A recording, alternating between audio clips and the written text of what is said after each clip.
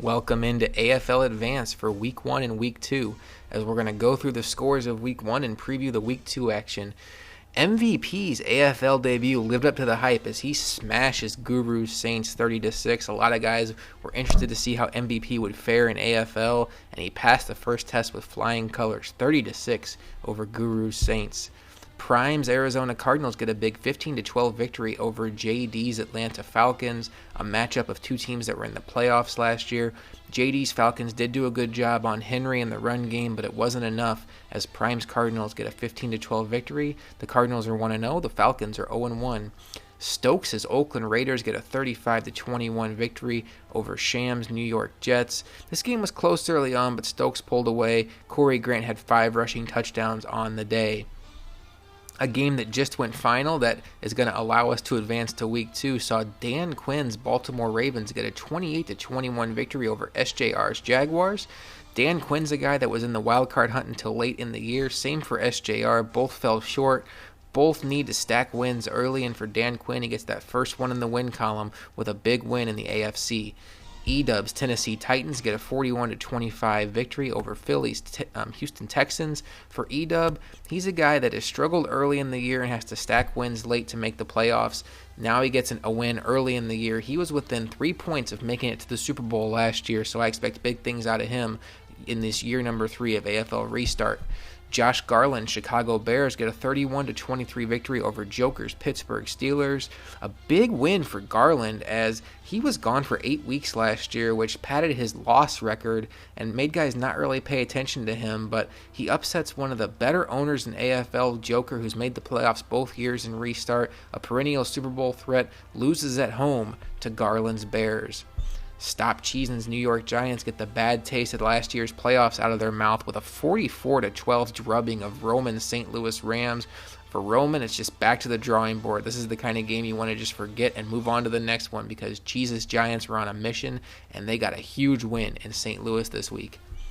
Bailey's back after a vacation last year and gets a 31-24 victory over Justin Thomas's Redskins. After the game, Justin Thomas guaranteed the Redskins would make the playoffs, but for Bailey, he's a guy that when he's around, he's competing for Super Bowls. He's gonna get a lot of wins in the regular season. I think he's the favorite in the NFC West now that he's back, and he starts off 1-0. KJ does what he does, and he gets regular season wins, and he beats Swag's Browns 28-6. For Swag, just can't find any consistency in Madden 16, and for KJ, it's all about consistency. He won the NFC North last year. He's consistently winning 10-12 games in the regular season, and I think his Packers are going to do that again this year. In one of the most surprising matchups of the week, Pick Six's San Diego Chargers get a 50-40 victory over the Philadelphia Eagles. Pick Six is a guy that's going to really take advantage of the fact that not only are the Broncos computer controlled, but right now Cody's Chiefs are going to be on autopilot for the next bit. So Pick Six could get 3, maybe even 4 free victories plus the drubbing over the Eagles this week. So he's already potentially staring at a 5-0 start, which could mean a lot of things as far as AFC wildcard is concerned. Luca's Colts get a 31-30 victory over Danny Sanchez's San Francisco 49ers. A disappointing way to start the season for the 49ers, who were an overtime score away from going to the Super Bowl last year. But this is a new year, and none of that matters, and all that matters now is Luca's Colts are 1-0 with 31-30 victory. Philip Dorsett with 200 yards receiving on the day. Cheese Jr.'s Detroit Lions were one of the 11-5 snubs in the NFC last year, didn't make the playoffs despite winning 11 games, and Cheese Jr. is back with a vengeance this year, 24-0 over Justin Kang's Bengals. So for Cheese Jr., he at least gets in the win column to start the season off. Reese's Miami Dolphins get a forced win over Cody's Chiefs. Cody is away for a bit, so Reese starts off 1-0 and Cody starts off 0-1.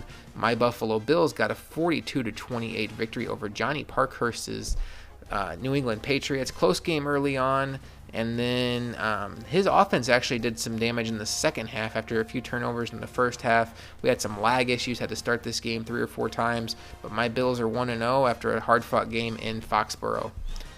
Stang's Cowboys are going to get a forced win over the computer-controlled Broncos. And then Nino started it off with a Thursday Night Football victory over Shadow, returning to AFL. Shadow's Carolina Panthers 31-3, as this matchup of former AFL Super Bowl champions favors the reigning Super Bowl champion Nino 31-3. So now that we've talked about the Week 1 matchups, let's take a look at Week 2 action. And we're going to start it off with my Buffalo Bills taking on Shams Jets. The Jets are 0-1. My Bills are 1-0. For all the 0-1 teams this week, what you want to avoid is that dreaded 0-2 start. AFL is a kind of league that sends 11-5 teams home before the playoffs even start. So if you get 2 losses in the first 2 weeks of the year, you're fighting an uphill battle the rest of the way. So for all the teams that lost Week 1, I don't want to say it's a playoff-like atmosphere, but you have to treat it with almost playoff-like desperation. For Sham, that means he has to beat my Bills, who have beaten him 4 times in a row in AFL Restart. So he's got to find something to dig down deep and make this a game. Dan Quinn's Ravens, we talked about them earlier. They just defeated SJR's Jaguars. They're going to look to improve to 2-0 this week as they travel to Cleveland. They take on Swag's Browns. I think they're going to get that done. Quinn, to me, is a guy that finally in year 3 has turned that shitty Ravens roster around and has made it into a roster that he has built.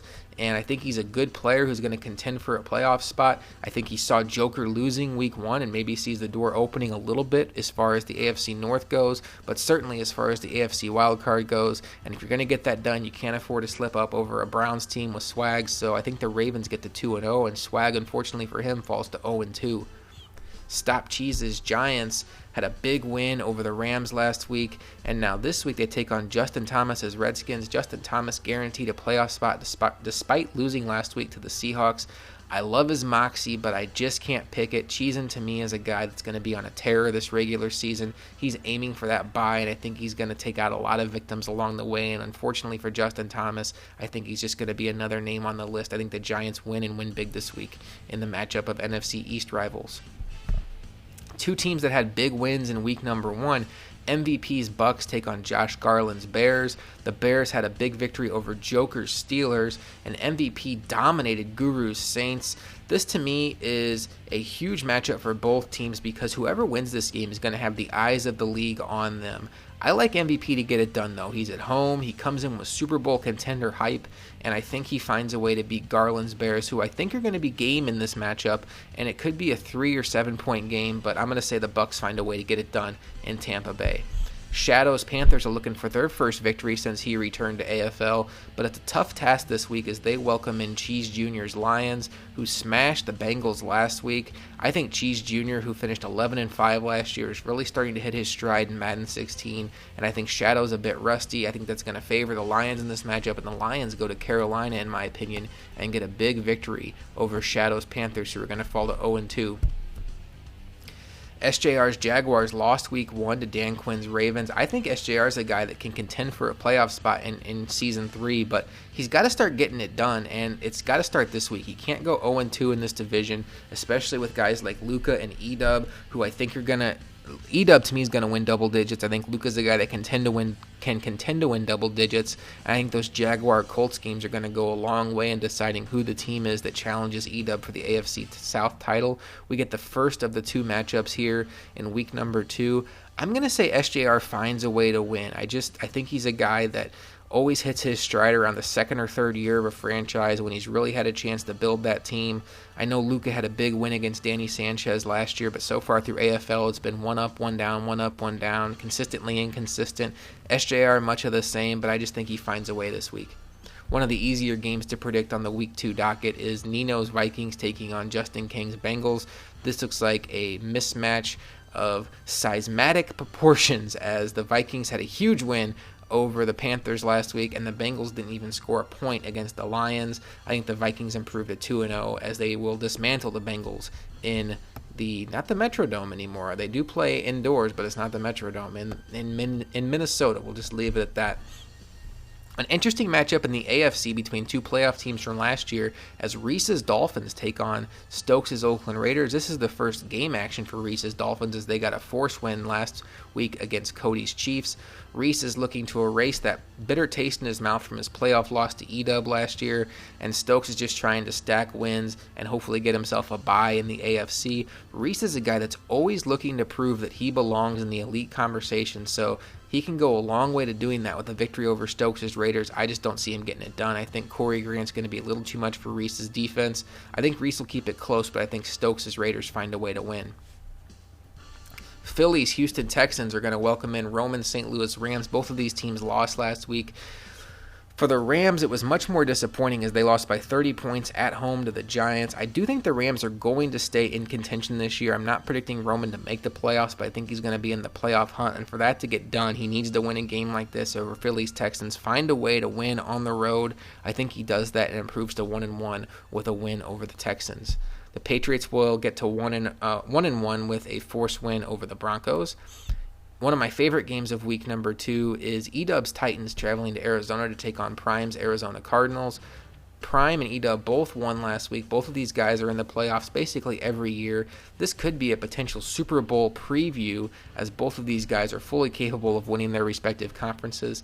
I think Prime's going to find a way to get it done. I think his roster is a little bit better. I think he's going to have some home field advantage going his way, but I wouldn't be surprised either way. To me, this is a field goal game, whoever wins, and I won't be surprised whichever team comes out on top.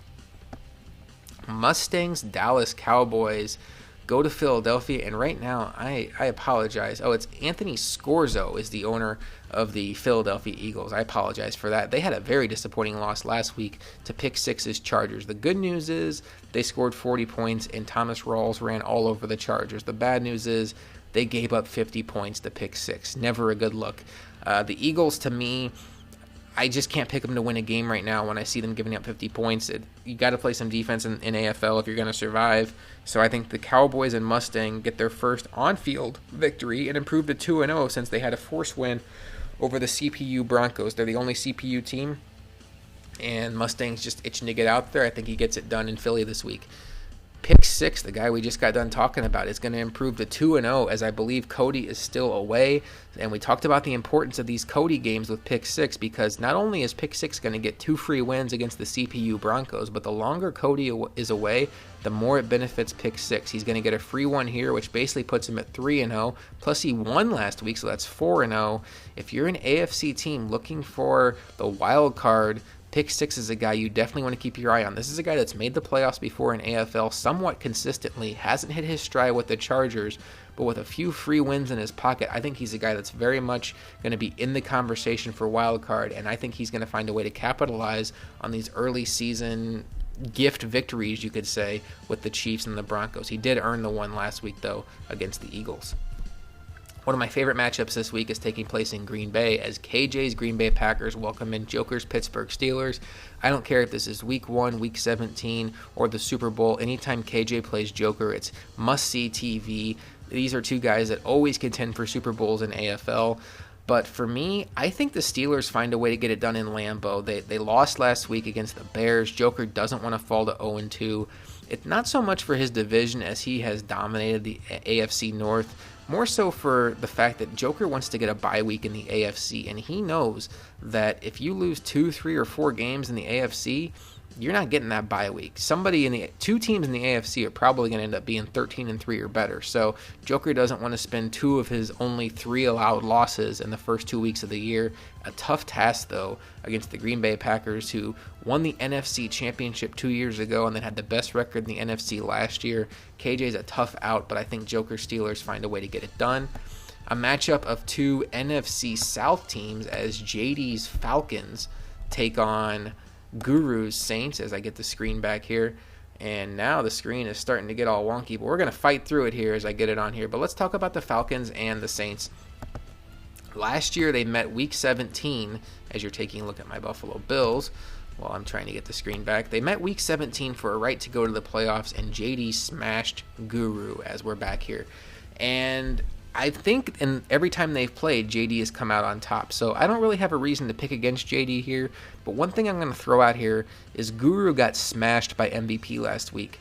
And JD knows how good MVP is firsthand. Both of these teams have a sense of desperation at 0-1 not to fall to 0-2 because they know there is a third team in their division that's probably going to win double-digit games, and you don't want to be in an 0-2 hole early. I think the Falcons get it done at home, and JD improves to 1-1, and Guru falls to 0-2. And I think he has a bet going on with Mega that he won't lose more than 4 or 5 games, and right now, if my prediction's correct, he's going to lose 2 in the first 2 of the year. Danny Sanchez's 49ers had a disappointing loss week 1 to Luca's Colts. Try to erase that from their mind quickly, as it's a tough task this week as Bailey's Seahawks come to town. This is an interesting matchup because Danny Sanchez was within an eyelash of going to the Super Bowl last year, and Bailey was in the NFC title game the year before. He was on vacation last year. People forget about Bailey because he was gone last year, but when he's here, when he's playing every game, he is a Super Bowl contender. I think both of these guys have a legitimate shot to win the NFC West and do damage in the playoffs. But to me, I just have a feeling this is going to be a Bailey year. I think he's motivated by the fact that he was gone last year and a lot of guys forgot about him. He had a win last week against the Redskins. I think he follows it up with a big win over Danny Sanchez's 49ers in San Francisco. And if that prediction is correct, it would be a very disappointing start to the year for Danny Sanchez. So that's a look at the week number 2 games. Again, thanks everybody for a 24-hour advance last time. And we advanced at 1 in the morning, so that's going to be very tricky to get that done this time around. But right now we're scheduled to advance to week 3, Friday night at 10 p.m. Eastern. Get those games in, get those games scheduled, and we'll see you next time on AFL Advance.